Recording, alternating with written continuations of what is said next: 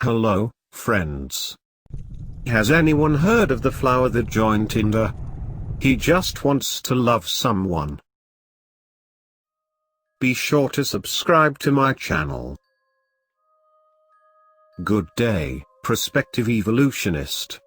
You're reading this because you believe the human species is on the decline. You believe there is only one logical path forward: the human species must evolve. And you believe there is only one way to accomplish such a feat: through technology. The industrial evolutionists have heard your call and share your interest. We've spent years researching this issue and believe we have found a solution, a way forward. If you're interested in learning more, we urge you to follow the directions to this address. Lucas held the flyer between his fingers, skimming it over once again. It contained a bunch of preachy nonsense about the glory of the machines and whatnot. Parts of it didn't make much sense, and the flyer itself looked as if it had been made in Microsoft Word in 5 minutes. Fairly ironic considering it went on and on about using technology to its fullest and reaping the benefits of doing so. To put it lightly, the industrial evolutionist movement was not what he was expecting when he was told he would be investigating possible cultist activity. He had gone undercover before and dealt with overzealous religious people, but never a combination of the two. So it was with great uncertainty he agreed to investigate the industrial evolutionists. His boss hadn't told him much, or at least, he couldn't remember much. His memory of the assignment's overview was a bit murky, but he was handed the flyer and told it would explain what he needed to know. The flyer had given an overview of the movement's ideals: the proper use of technology, humanity's dependence and continued dependence on machines, and the proposed evolutionary path humanity should take, but little more. He still didn't quite know what he was investigating. He was to be on the lookout for possible cult activity, but nothing about the industrial evolutionists screamed cultist. Sure, they seemed like a bunch of misguided optimists following an unrealistic idea. But the same could be said, whether true or not, about every religion. Still, the idea of posing as an initiative and infiltrating a cult was certainly intriguing. He looked out his car window and at the evolutionists' so-called compound. In reality, the commune's place of meeting equated to little more than a rundown warehouse, right smack in the middle of the city's industrial district. The place looked long abandoned. The windows were boarded up with rotting wood. There were cracks in the concrete running up the walls, chips in dulled, red paint, and not a single mark identifying the building as the industrial evolutionists' meeting area. That raised a few questions right off the bat. Were the followers here illegally? And if so, how long? Of course, it wasn't like he could ask the questions without arousing suspicion. Lucas gazed carefully at the types of people that casually strolled into the warehouse. Men, women, young, old, of all shapes and sizes ducked through the door and out of sight. Most seemed to have an at best cautious, and at worst, paranoid, look about them. They shifted from foot to foot uncomfortably and consistently glanced over their shoulders, checking to see if they were being watched. Lucas counted around 50 before he stepped out of his car and into the cool night. The breeze nipped at the back of his neck as he checked the time. 11:50. Just about time for the meeting to begin. He pulled his coat up, his hat over his face, and thrust his hands into his pockets as he began to cross the street. He didn't make it far, however, before he felt someone crash into him from behind. He whirled around instinctively and saw a young woman, her head mostly obscured by a grey hood, smiling up at him in embarrassment. "Sorry," she exclaimed quickly, "I wasn't paying attention, and you just jumped out of your car and I totally didn't see you there." Lucas smiled back calmly, wanting to have a friendly demeanor towards these followers. "It's alright," he said coolly. "Hey, I'm actually fairly new here. Are you part of the industrial evolution movement? I could use some directions and guidance if you could." He motioned to the warehouse, letting his words trail off. "Oh. No, I'm not. Well, I am but I don't." She hurriedly fished a crumpled flyer similar to the one Lucas held out of her pocket. "This is my first meeting too. I mean, I got this letter about a week ago, and it seemed sort of interesting, and I wanted to learn more, so I came here. This is the right place, right? I mean, I know you just said." Assuming the address on that paper is correct, then yeah, this is the right place. Right. But I don't know. It just seems sort of, gross. It's all broke up and ugly. I don't know, I just kind of expected more. Hey. If you don't mind me asking, where did you get your letter? You do have one, right? A flyer like this? She held up her paper. "I got one in the mail like you." In all honesty, Lucas hadn't thought about it nor had an answer prepared. Hers seemed to work well enough. "Oh, you did? Oh. Cool. Yeah, weird, huh? How they just know to send you one."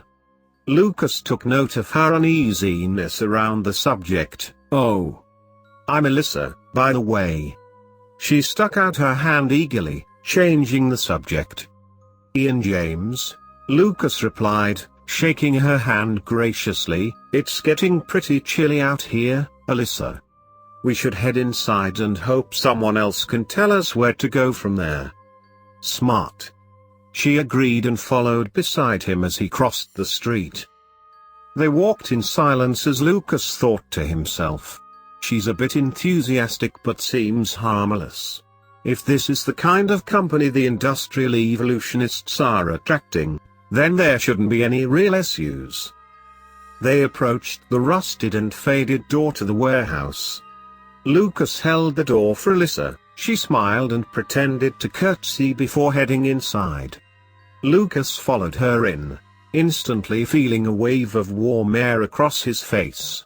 He stepped inside, gazing at the 60 or so people around him who chatted among themselves happily about a variety of mundane topics. The room was well lit, attributed to a series of lights overhead. Yet there was a hazy fog above the crowd, dimming the lights and insulating the heat. It smelled of coal, smoke, and another odor Lucas couldn't quite place. Rows of folding chairs had been set up in front of a wooden platform that acted as a stage of sorts. On top of the platform sat a podium and a large rectangular object with a cloth draped over it. Lucas tried to make out any features of the object, but they were obscured by the cloth. The object was around 30 feet long and 20 feet high. The fog around the room seemed to emanate from beneath the cloth. "Ian." Lucas looked about the room and saw Alyssa sitting down, patting a seat next to her. She had since removed her hood and let her long brown hair flow down her shoulders. Lucas made his way over to her and sat down, deciding it best to try and blend in instead of immediately asking questions to the other followers in the room. A few of the other people had sat down as well, scattered amongst the room, but most stood around in groups. Lucas listened into some of the nearby conversations. "Who do you think it will be tonight? I'm going to volunteer, but I doubt Father Mason will select me. I see there are some new people here. It's really good to see that the movement has expanded its appeal. God knows we'll need them." "Sacrifice." "No. It's a merging of one being into another. Sacrifice is too broad a term." That last one made Lucas a bit wary. Most casual conversations didn't revolve around the term, sacrifice. He wished he knew what led up to that line, but couldn't directly ask without raising suspicion. Something was wrong, but he didn't have any evidence or idea as to what was wrong. He didn't let his concern show on his face, however, instead of staring straight ahead, emotionless. After a good while, he turned to Alyssa, who had been humming an uneven tune to herself amidst the commotion. "So," he began, catching her attention, "do you know anything about the industrial evolution movement?" She scratched the back of her neck and paused before answering, "Not much. I mean, I read what the letter said, and decided to do some further research over the internet, but that's about it. I get the gist about what the movement is about, but not much more than that." "Really? What did you find online?" "I didn't even think to look anything up." Truthfully, Lucas had done extensive research over the internet but had been unable to find any mention of the industrial evolutionists. He was surprised and a bit suspicious that Alyssa had dug anything up. "Well, as you can probably guess by the name, it's an extension of the Industrial Revolution, or at least, the basic idea of the revolution. It's like machinery revolutionized and continues to improve the human lifestyle." "So wait, that's a bad way of putting it." "Okay, so think of it like this. Machinery is a natural extension of humanity and thus, should be the focus for advancing the human species. It's the next step in evolution. Does that make sense?" "Sure." "Good. That's the core belief behind the movement. There are some." Her tone grew uncomfortable. "Other parts of the movement centering around the worship of some grand machine entity, but I didn't think that was really." Now Lucas was interested. "Hang on. What kind of worship? Tell me about this entity." "Oh, well, a name kept popping up as I read through the articles. So says. I don't really know anything else." "Who is this, so says? Some kind of god? A demon maybe?" "I don't really know. I think demon would be closer than god, but that's probably not the best term to use." "Hail, so says. The infernal machine." Lucas and Alyssa turned to the voice behind them and saw an older, grimy man coming towards them. His face was stretched wide in an eager grin and stained with sickly grey patches blotted all over. He placed his hands on Alyssa's and Lucas's chairs, and Lucas could see that they were covered in grey patches as well. Always good to see a few fresh faces. The man continued, "I'm Father Mason, by the way. I lead the industrial evolutionists. I'm quite surprised by your knowledge of us, young lady. Most come to these meetings without any advanced knowledge of the movement, but I can see that you've done your research." Alyssa smiled at him without saying a word. "I'm Ian, by the way," Lucas said, breaking the silence. Father Mason smiled at him and nodded. Lucas continued, "Ian James. This is Alyssa. Can you tell me more about So Says? I wasn't aware of his part in this movement." I find your desire for knowledge quite refreshing, Mr. James. Just sit tight, and listen into the sermon, and all of your questions will be answered." Lucas smiled and nodded, before holding out his hand. "All right, will do. I look forward to learning more about this movement." Father Mason shook Lucas's hand, "As do I look forward to teaching it. It was nice meeting you too. I hope you stick around for the entire sermon." With that, he walked towards the platform, stopping every now and then to greet and chat with the other members of the crowd. Once he finally stepped onto the platform, a wave of urgency swept through the crowd, silencing them as they hurried to find seats. There was very little chatter left by the time Father Mason began to speak. Lucas sat intently, listening with great interest. He could certainly see the cult roots beginning to take form. "Good evening, everyone. Father Mason's voice bellowed throughout the warehouse. "I'm so glad to see that so many of you are here tonight. There are a few new faces in the crowd as well that really warms my heart. To see that our little commune is visibly growing, well, it gives old man hope. But you didn't come here tonight to listen to me ramble. You came here because you're concerned about the future of the human species." There were a few cheers from the crowd. Lucas stayed silent and leaned back in his chair. "You're here because no one else has the courage to do what we do. You're here because the governments of the world have turned a blind eye to our plight. Your cries for assistance, your pleas for attention, your worries and concerns have fallen on deaf ears. These other so-called religious movements have turned you away. They have been corrupted by commercialism, idealistic principles, and simple human neglect. We are the last hope for humanity. We do what we must because no else is able." Cheers sounded throughout the warehouse once again, more enthusiastic than the last. Lucas joined in as well, grinning despite it all. These people were obviously crazy, taking them down would be no trouble at all. "You are all here for a reason," Father Mason continued, pacing around the wooden platform. "You have all been chosen by the Great So-Says to lead humanity in the coming days. None of your appearances here are accidental." Father Mason seemed to glare in Lucas's direction upon uttering that line. Lucas smirked, finding the irony in that statement amusing. He glanced over at Alyssa, expecting to find her cheering and shouting. Instead, she sat quietly, fidgeting with her hands uneasily. Lucas leaned over and whispered in her ear, "Are you feeling all right? You look a bit on edge." "What? Oh. No, I'm just a bit anxious. This is all so much to take in at once. We have the tools to forge our destiny, but yet they go unused. They sit in the corner, collecting dust, only used in the most trivial circumstances. I say, no more. Not since the Industrial Revolution has technology changed the lives of so many.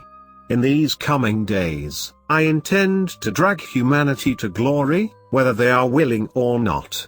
I refuse to let our species suffer because some people were afraid of progress." Father Mason paused, letting the crowd cheer in agreement. Despite having no idea what he was talking about, Lucas stood up and cheered Father Mason on. He enjoyed playing the part of an eager and empty-minded cultist. So-Says has given us the instruments of our future and the opportunity to put them to work. We simply provide the fuel to the fire, the manpower necessary to operate such machinery. In a way, we drive our own species forward every time we operate the infernal machine. And that is why we are here tonight. To advance the human species, we must run the machine. We must run the So-Says machine. That is our purpose. We must feed the machine. We must feed a So-Says. We must let him complete his task. Amongst the praise for So-Says, Father Mason removed the sheet from the object on the stage, revealing a large, mechanical contraption. It was a large piece of industrial machinery, a steel box full of numerous exposed, turning gears and cogs. Dials and gauges lined the side, next to a series of pistons and pipes leaking steam. Sparks danced from loose wires and the fog that covered the room emanated from a smokestack near the top of the machine. There was a large turning crank on the side of the machine, connected to a large sequence of gears and belts. There appeared to be an input chute of sorts near one of the ends of the device, large enough for a person to squeeze through. The apparatus emitted a muffled humming sound, amidst the clinking sounds of metal smacking upon metal. Lucas sat back in his chair and examined the scene before him. The rest of the crowd was ecstatic, some leaping from their chairs and attempting to approach the machine, with which Father Mason shooed them away. The room filled with a thicker haze, and the sounds of machinery appeared to grow louder as the crowd's combined voices rose. Alyssa sat back, eyeing the machine on stage curiously. Lucas was a bit concerned about the machine's purpose but tried his best to hide it. These people were harmless so far, but he worried that he knew the exact purpose of the machinery before him. Despite this, he resolved not to break his cover, no matter what happened next. If these people really were dangerous, then he'd need to play his cards right. Not what you were expecting, huh? Lucas turned to see Alyssa grinning wryly at him. Ian, I like you. I know you're new to this, but I really think you should leave. Some things are going to happen in the next few minutes that you want no part in. Lucas looked at her quizzically, afraid at what she was getting at. Nonetheless, he had to stay, regardless. Are you kidding? Just when it's getting interesting? No way. I need to know more. Alyssa hesitated and then shook her head.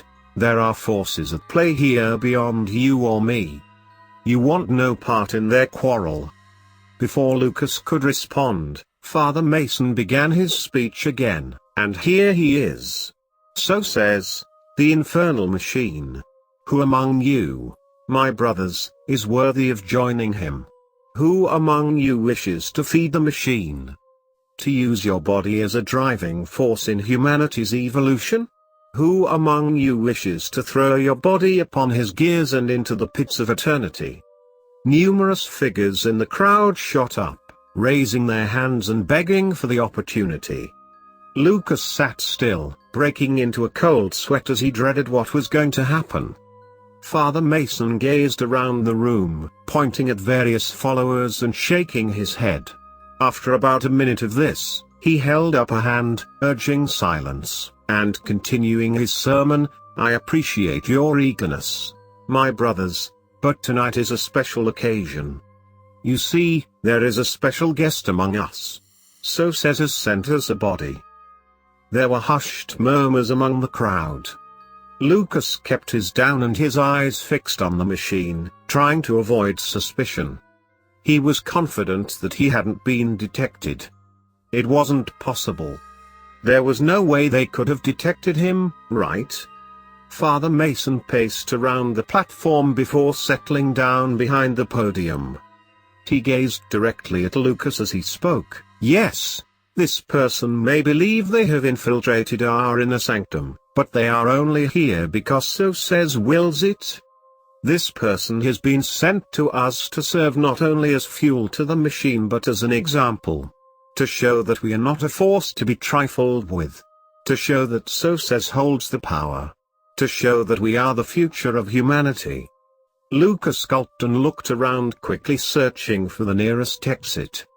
There stood around 30 people between him and the door. If he made a dash for it in the next few seconds, he might have a chance. He turned to stand up only to see Alyssa had risen from her chair as well. She moved in his direction, brandishing a sizable pistol in her hand. Thinking quickly, Lucas leapt at her, reaching for the gun before she had a chance to train it on him. She yelped in surprise and the two fell to the ground, fighting for the weapon. Alyssa grabbed at the gun and tried to roll away, but Lucas managed to pin her arm and wrestle the gun away. What the hell are you doing? Alyssa snarled, you're going to ruin everything. I'm not letting you crazy bastards anywhere near me. Lucas stood up, pointing the pistol at the nearby followers who had risen to investigate the commotion. He slowly backed his way towards the door as the crowd moved to clear a path for him. Alyssa leapt up and started bolting towards the door. Lucas pointed the pistol in her direction, and she stopped, throwing her hands up instinctively. Oh no, you don't. Lucas shouted, all of you are just going to stay put while I... You idiot. Alyssa shouted, moving towards him, I'm not with them. I'm... Ah. I see Mr. James has already apprehended the suspect. Father Mason's voice gleefully echoed across the walls. Bring her to me. Bring me the follower of Ludd. Lucas lowered his gun in confusion and stepped away. Alyssa darted towards him frantically. Shoot me. Shoot me. Shoot me. Please. Anything's better than. She shouted, but Lucas stepped further away, trying to make sense of the situation.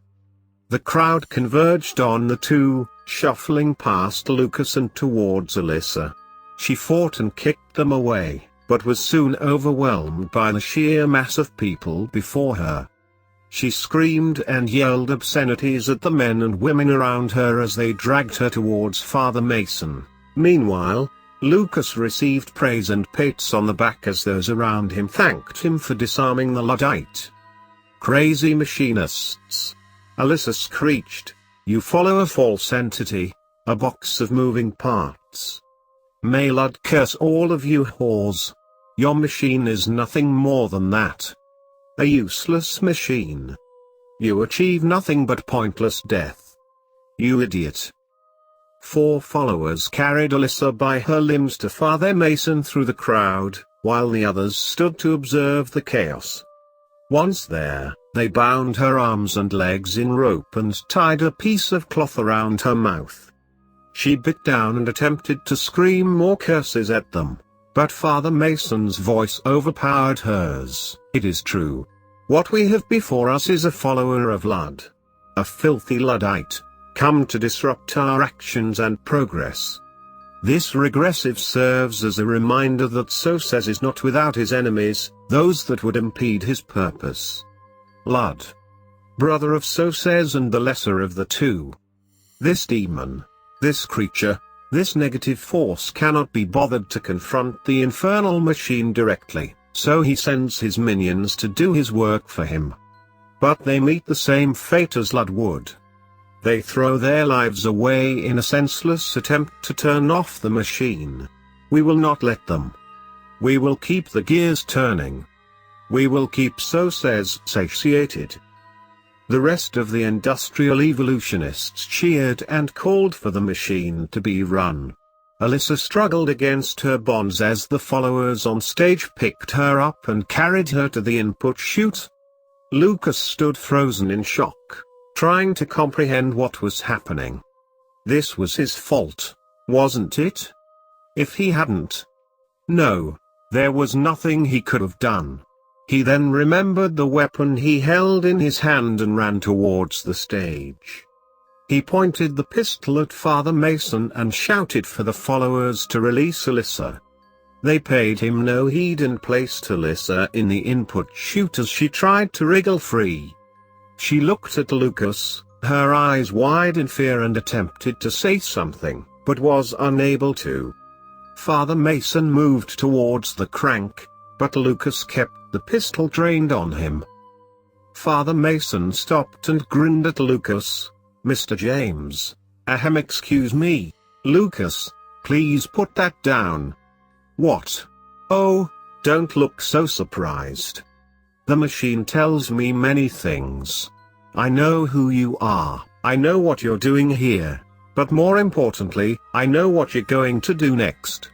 You have no part in this. You care not about the war between Soses and Ludd. You care not about our group, nor our rivals.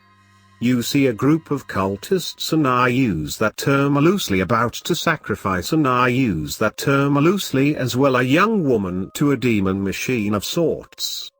You play the part of the third party, the police, the hero. You wish to save her and put the rest of us behind bars. You're nothing if not noble, Lucas. But what you don't know is how Soses works. Take a look at these.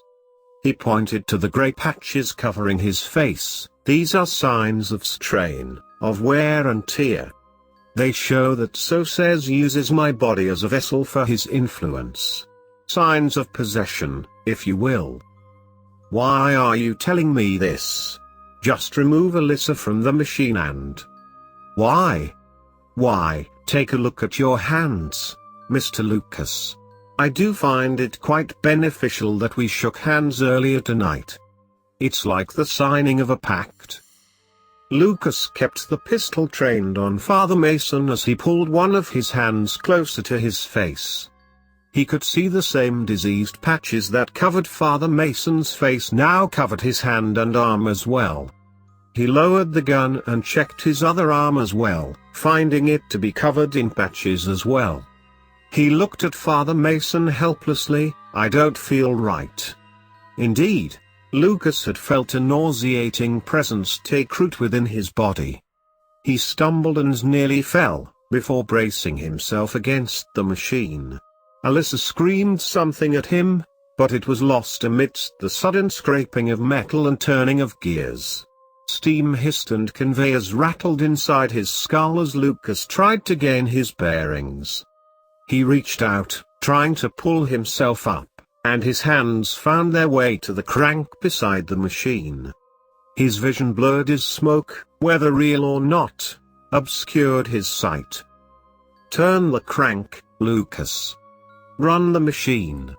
Father Mason's voice was the only thing Lucas could hear. It was so commanding, so imperative, so crucial that Lucas turns the crank. He had to turn the crank. He had to run the machine. He had to feed us, so says. He had no choice.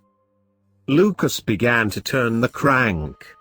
The machine roared to life, its gears spinning and its cogs grinding against one another. Steam escaped into the open air, pistons pushed themselves upwards and downwards, and conveyor belts began to roll. There was a muffled screaming coming from inside the machine somewhere, but Lucas ignored it. It was essential that he keep turning the crank. After a few moments, the machine began to produce a different noise. Instead of metal pounding and scraping against metal, he could hear the metal striking a much softer surface and pressing it down with more ease. Something was caught between the cogs as they fought to keep turning. Steam no longer hissed, a new liquid simply dripped from the pipes onto the equipment beneath. A much more revolting smell entered the warehouse. A mix of flesh, coal, and whatever other bodily fluids had been squeezed from Alyssa penetrated Lucas's nostrils. He fought off the urge to vomit and focused on turning the crank. The temperature in the entire building increased as the screams of agony slowly died off. The crank became increasingly more difficult to turn as if Lucas was actively fighting against something in the machine. He powered through, feeling blasts of hot air around him as the sweat fell down his face. Blades spun within the machine, drills bore through flesh and bone, and Lucas hoped Alyssa had expired quickly, lest she feels the machine literally tear her apart. But he could not stop. He knew that no matter what, he had to finish turning the crank. There was a ding, and a whistle went off. The crank refused to budge, and Lucas released it, crumpling to the floor and clasping his head. Lucas could hear a distant cheering in the background but focused on the pain inside his head. Despite not turning the crank anymore, the sounds of machinery remained and grew louder within his mind. He could all but feel the steam flowing through his veins, the pulleys in his arms turning as he fumbled around on the floor and the teeth of the gears pushing on the inside of his skull. A fire roared in his chest as his body consumed coal and fuel. He wanted it to stop. Oh, it needed to stop. Oh God, why wouldn't it stop? He wasn't a machine. He was a person, a person, a person, a person. Do you wish for it to stop, Lucas? Father Mason seemed to read his thoughts. He hadn't realized he had said those things out loud. He mumbled something under his breath that sounded like a vague yes, but wasn't sure it could be heard over the sounds of the machinery. Step into the machine, Lucas. Father Mason guided him gently. Yes, that was where he needed to go. Into the bigger machine. He was a machine too. Right? It made sense to give his parts to the larger machine. It needed to complete its purpose after all. Fuel, fuel, fuel. It needed fuel. He was fuel. Right? He could already feel the machine inside him. The grey spots on his arms were markings, marking him as a machine. He was defective. He needed to upgrade. He didn't want to be obsolete. He stepped into the chute and waited. Nothing happened. He needed to turn the crank. But he couldn't. A human needed to, and he was no longer human. Easy, Lucas, you'll be with So-Says soon enough. That sounded perfect. So-Says would understand him, would shelter him, would cater to his needs. After all, he was a machine too. They were perfect for one another. I'm impressed, Lucas, Father Mason said as he took his place beside the crank. Most people go insane after a possession. But not you. You're very strong-willed. And you have a place with So-Says. What you don't know, Lucas, is that this machine isn't So-Says. This is the delivery chute. He's more glorious than you can imagine. Hail So-Says. The infernal machine. His words were repeated by the other humans in the room, but not Lucas. Lucas braced for the embrace of So-Says. As Father Mason turned the crank, Lucas slid down, beneath the machine, and caught a glimpse of the true entirety of So-Says. The So-Says machine stretched on for miles beneath the earth, filled to the brim with moving parts and machinery. Bits of flesh clung to it, and it almost seemed sentient. It breathed between the gears. It could see him between the gears. It talked to him between the gears. But Lucas knew better. It was nothing more than a machine. It couldn't have been alive. Lucas knew he was important, that he would keep the machine running, ensuring that it fulfilled its purpose, whatever that may be. Before Lucas spent hours being processed through the entirety of the device, he agreed with Father Mason. It was more glorious than he could have imagined.